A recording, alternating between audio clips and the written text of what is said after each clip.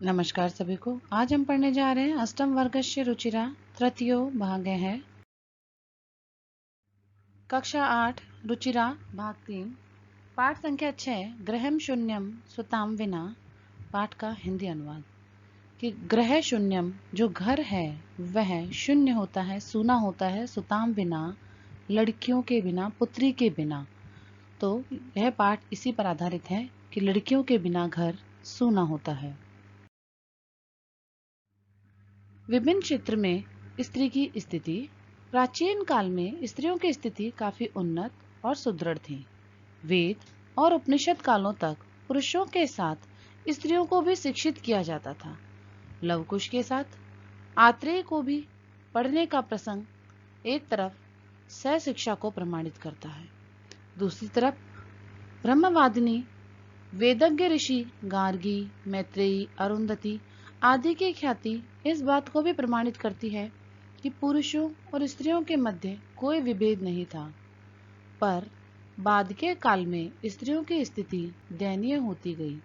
इनमें कुछ सुधार तो हुआ, पर अभी भी स्त्री शिक्षा को बढ़ाने तथा कन्या जन्म को बाधा रहित बनाने के लिए संवेद प्रयास की आवश्यकता है।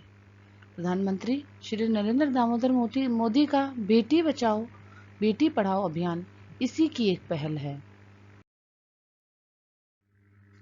कुछ सफल महिलाएं, कुछ गायिकाएं जो गायन के क्षेत्र में सफल रही हैं: MS सुब्बलक्ष्मी, गंगूबाई हंगल, लता मंगेशकर, आशा भोसले।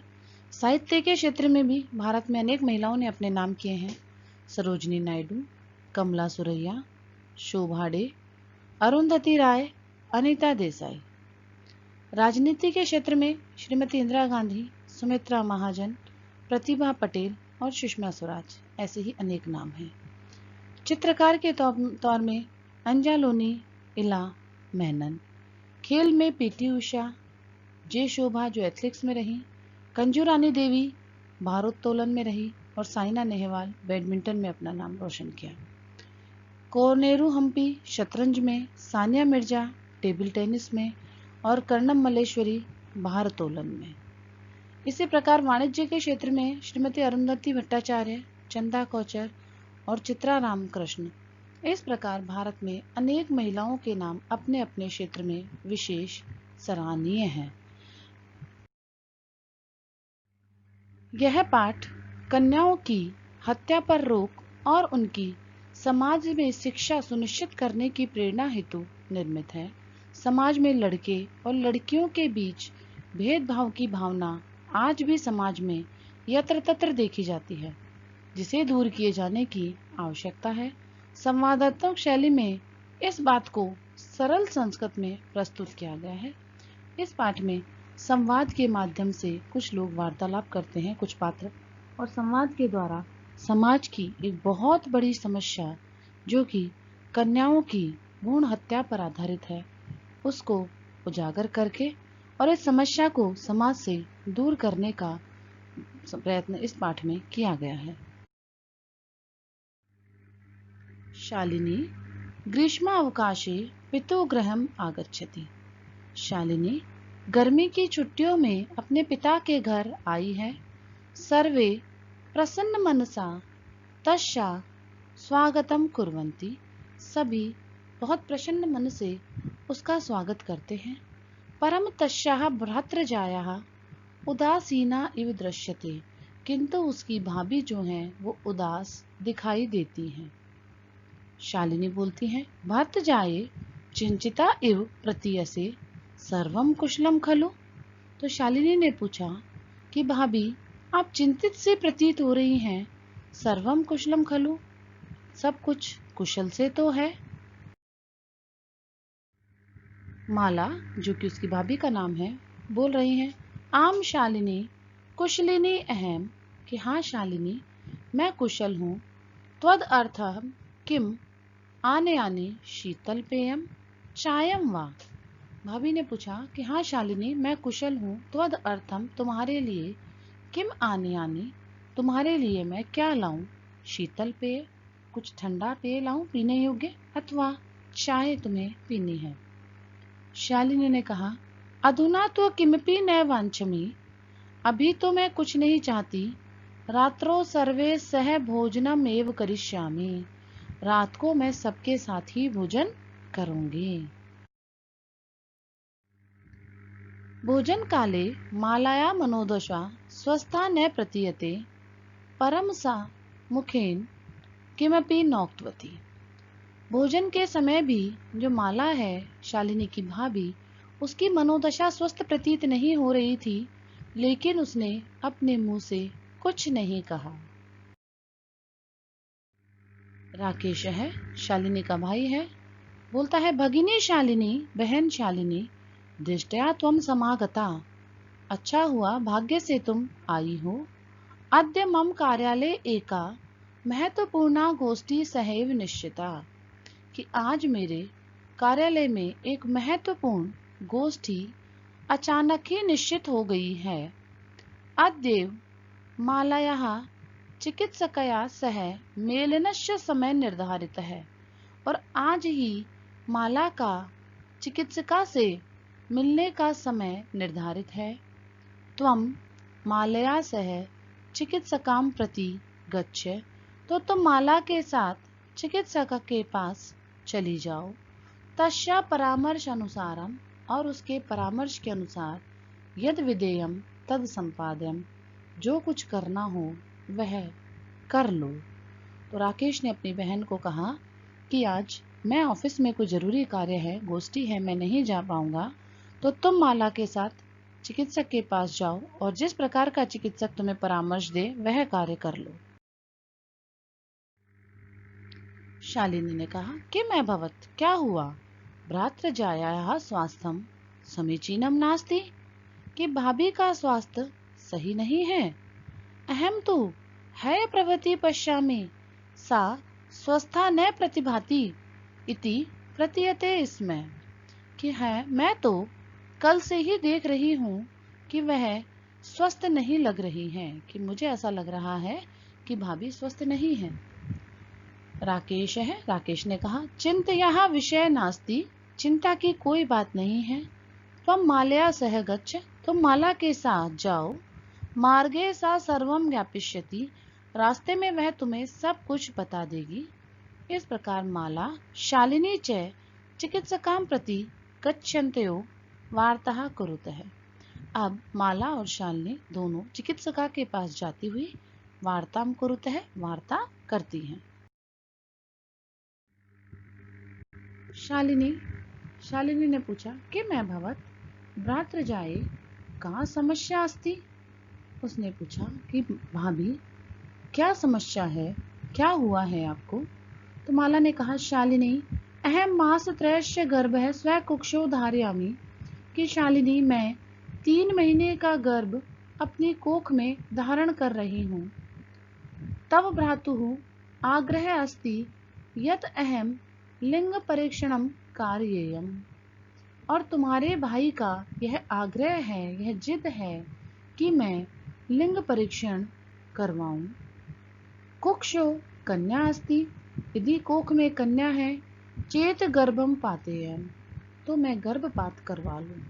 अहम अतीव उद्विग्ना अस्मि, अब मैं बहुत व्याकुल हूँ। परम तव भ्राता वार्तावेव न शृणोति, मैं बहुत व्याकुल हूँ, लेकिन तुम्हारे भाई मेरी बात नहीं सुन रहे। तो माला ने अपनी स्थिति बताई कि उसके भाई उसको लिंग परीक्षण के लिए कह रहे हैं। शालिनी को अपनी मनोदशा बताते हुए उसने बताया, और माला नहीं चाहती है कि वह गर्भपात करवाए। शालिनी ने कहा, भ्राता एवं चिंतितो अपि कथम प्रभवति, कि भाई ऐसा सोच भी कैसे सकते हैं। शिशु कन्या अस्ति चेत, और शिशु यदि कन्या है तो वरदाहा, क्या वह वध के योग्य है। जघन्यम कृत्यम इदम, यह तो घोर अपराध है, ये तो गलत कार्य है। त्वम विरोधम न कृतवती, तुमने विरोध नहीं किया। सह तव शरीरे स्थितस्य शिशो वर्धार्थम चिंतति, वह तुम्हारे शरीर में स्थित शिशु को वध के लिए, हत्या के लिए सोच रहे हैं। त्वम तुष्णिम तिष्ठसि, और तुम चुप बैठी हो। अधुनेव गृहम चल, अभी की अभी घर चलो। नास्ति आवश्यकता लिंग परीक्षणस्य, लिंग परीक्षण की कोई आवश्यकता नहीं है। भ्राता यदा गृहम् आगमिष्यति, भाई जब घर आएंगे, अहम वार्ता करिष्ये, तो मैं उनसे बात करूंगी। तो शालिनी ने अपने भाई को कहा, अपनी भाभी को कहा कि आप मेरे साथ चलिए घर पे, हम कोई लिंग परीक्षण नहीं करवाएंगे और भाई के आने पर हम उससे बात करेंगे। संध्या काले भ्राता आगच्छति, हस्तपादादिकं प्रक्षाल्य वस्त्राणि च परिवृत्य पूजागृहं गत्वा दीपं प्रज्वालयति, भवानी स्तुतिं चापि करोति।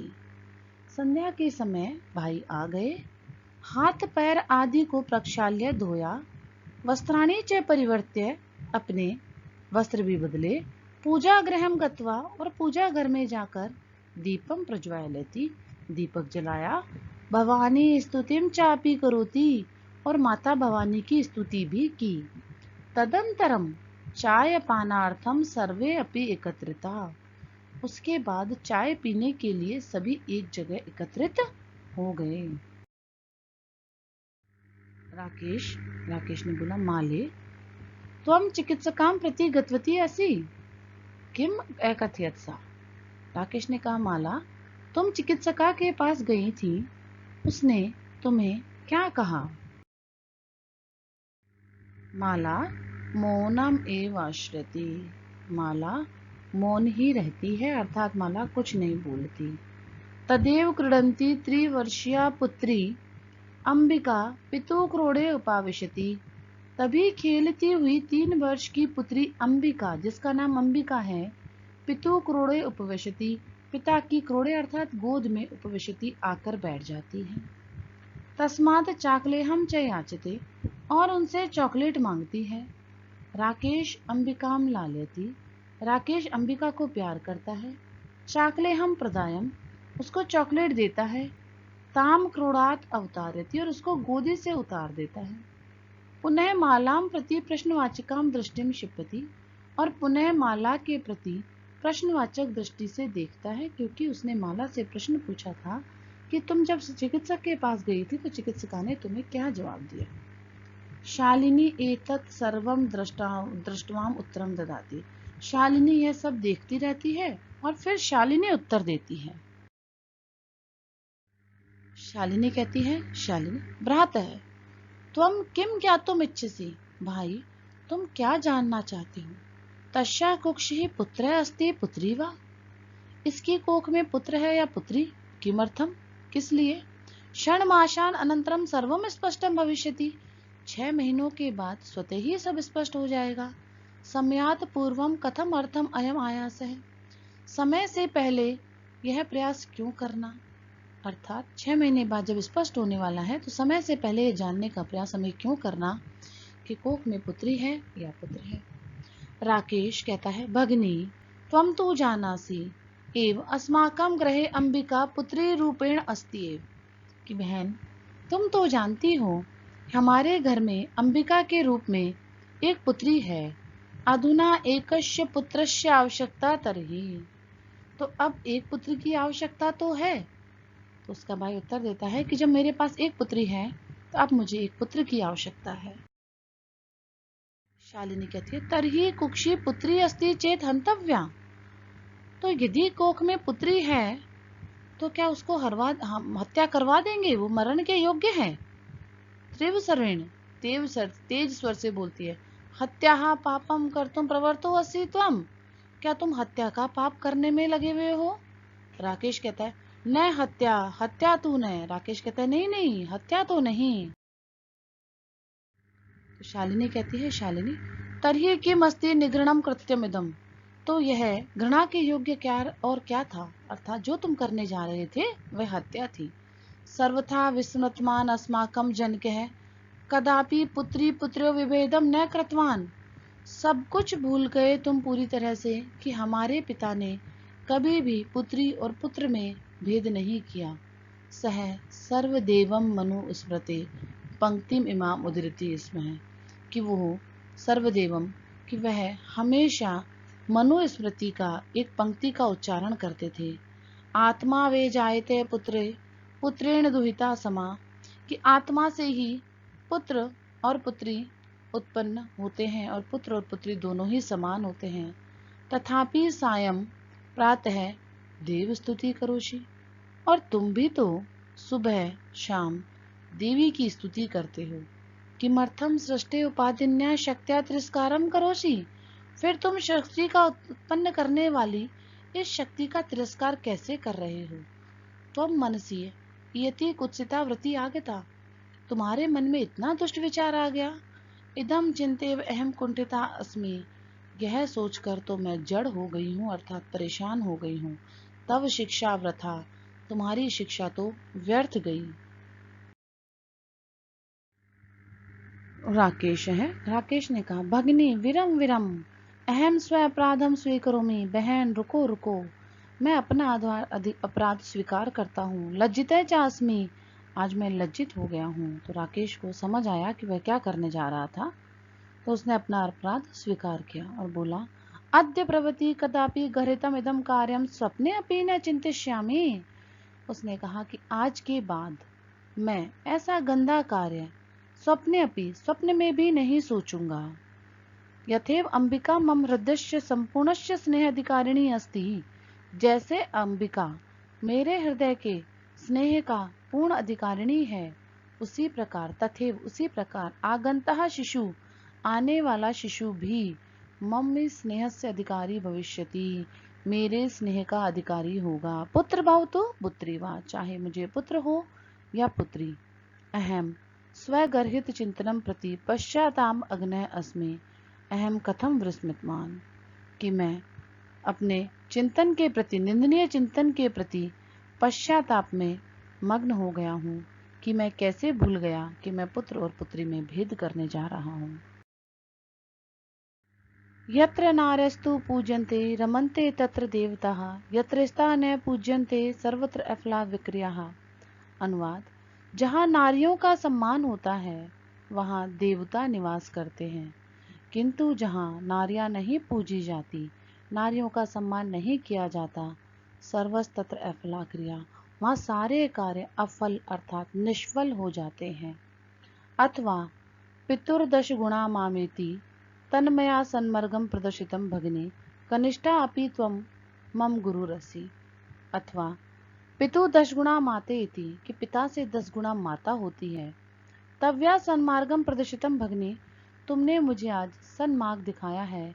कनिष्ठा अपि त्वं मम गुरुरसि, तुम मुझसे छोटी हो लेकिन तुम आज मुझसे अपने कार्यों की वजह से बड़ी हो गई हो।